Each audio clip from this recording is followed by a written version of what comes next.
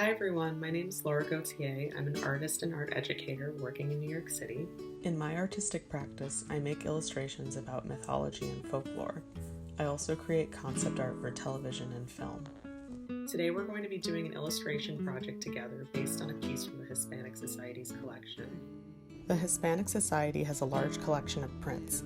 You can learn more about them by going to their website at hispanicsociety.org.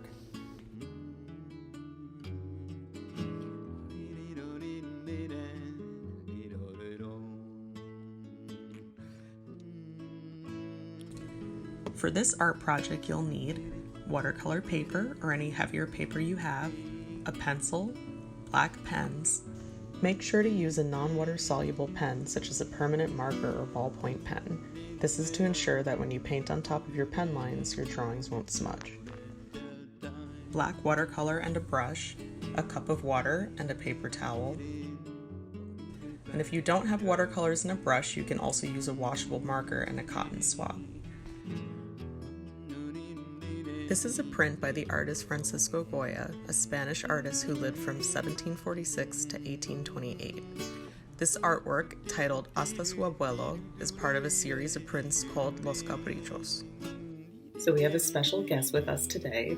Hi, my name is Audrey Drawing. I'm 17 years old and I'm from Queens, New York. Okay, so to start out, why don't you tell me a few things that you notice about this piece? Well, I noticed that it's black and white, and that there are more concentrated areas of black, and then there are also white areas, and the texture looks like a print. So you are actually 100% correct in saying that it looks like a print because it is in fact a print.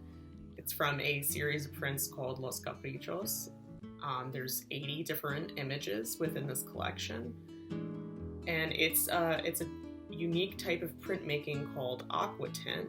Aquatint is a type of etching, and it produces areas of tone, and so it is kind of special and different from other types of etching because the images end up looking a little bit like watercolor paintings.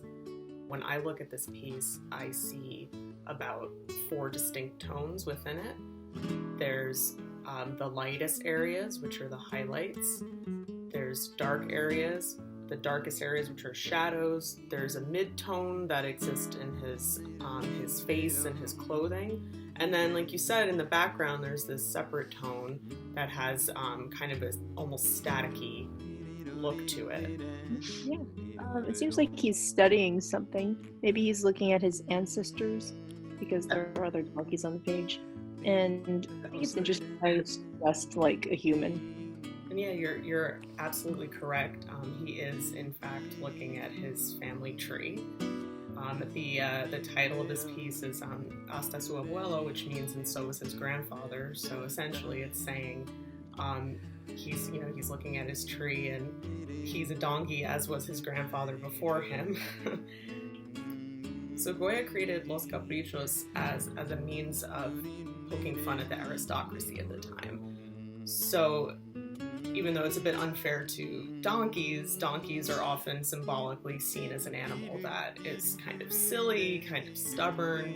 So in Goya's use of a donkey in this image is making a bit of fun at aristocrats and their preoccupation with their family tree. And when it's in the big spectrum of things, that, your bloodline and your history of your family's wealth is not the most important thing. There's a lot of other things that happen in the world that are a lot more significant and of a lot more importance than that.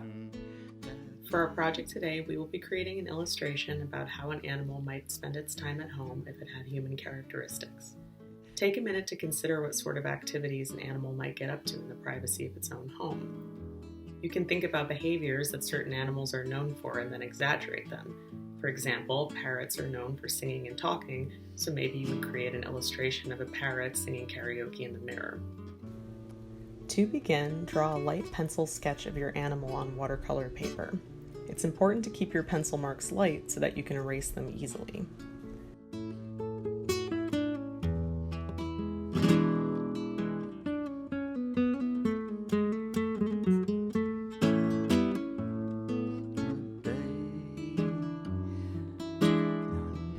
Once you've lightly mapped out your composition, it's time to use your black pen to go over your pencil lines.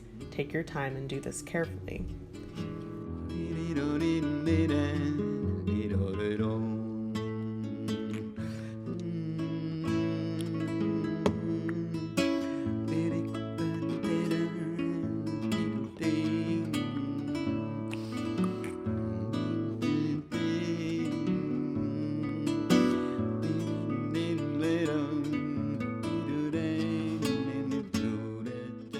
When you finish outlining, you can use an eraser to erase any extra pencil lines that might be visible.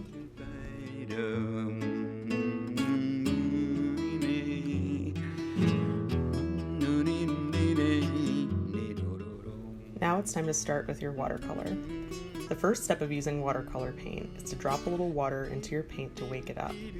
I used watercolor from a tube, but even if your set looks a little different from mine, this step remains the same.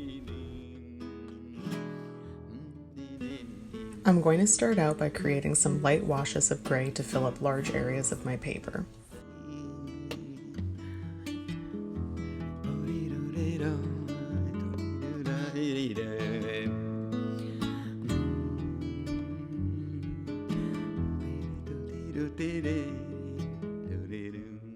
Once I've done this, I can build up my tones to create areas of shadow.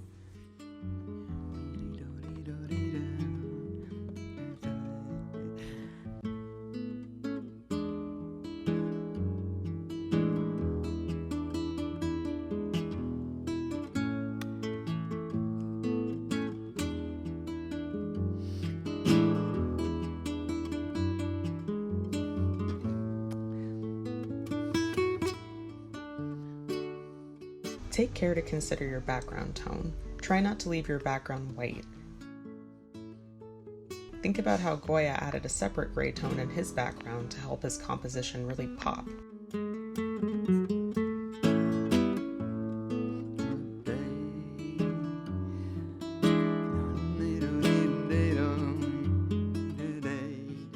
Once I've laid down my large areas of tone, I can go in with a smaller brush to add more details. It's okay if you don't have a different sized brush. Instead, just make sure to use only the very tip of your brush so that you can create finer marks.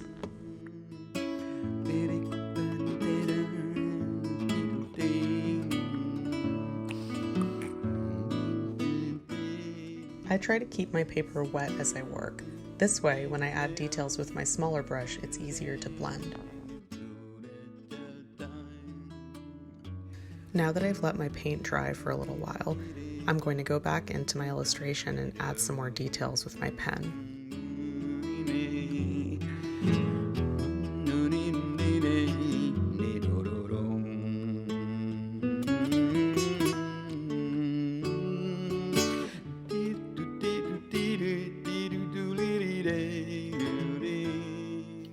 So here's my finished illustration. I pictured my cat character as being very pampered and used to a life of luxury. She's carefree and spends her days lounging around her elegant home. Now Audrey is going to share with us some of her thoughts and ideas about her own drawing. For my painting, I used a brush and some ink to draw a dog in quarantine. Goya created an aristocratic donkey in his aquatint print to depict the state of affairs during his times, so I decided to reflect upon our current situation during the 2020 pandemic with my painting. The dog in my piece looks out of his window and thinks of the days when he and his family could play catch outside in the open air. He wants to run free again, but he also understands the importance of staying inside until everything has returned to normal. On the technical side of things, I began by laying in the mid-tones first. Then, I created a light wash with my brush on areas where I knew would be illuminated, such as the dog's face and the right wall. After I had filled in most of the blank space, I painted the dog's jacket with the most ink to create contrast in the picture and to reference Goya's print.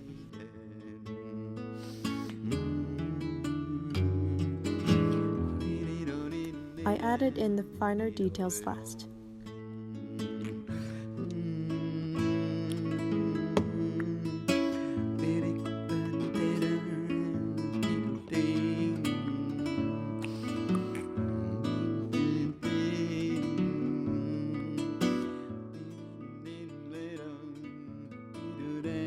lot of fun creating this piece.